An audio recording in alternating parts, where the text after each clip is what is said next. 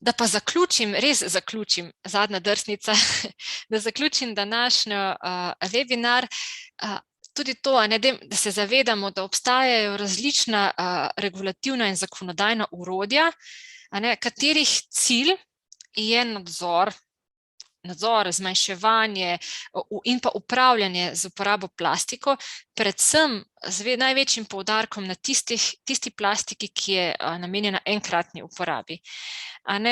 In leta 2017 je Evropska komisija zaprosila EHO, torej agencijo, za oceno znanstvenih dokazov, torej za sprejemanje regulatornih ukrepov v zvezi z mikroplastiko, ki se namerno dodaja izdelkom, kamor spada na primer kozmetika kot taka.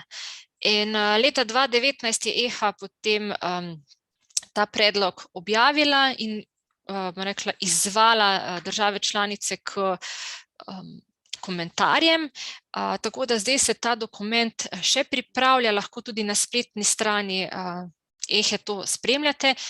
Sigurno je pa nek dolgoročni cilj oziroma predlog teh omejitev, da se v 20 letih po uvedbi teh omejitev prepreči izpust vsaj 500 tisoč ton mikroplastike. Kako ta zakonodajno orodje deluje na nivoju kozmetike, bomo pa tudi še na webinarju v februarju.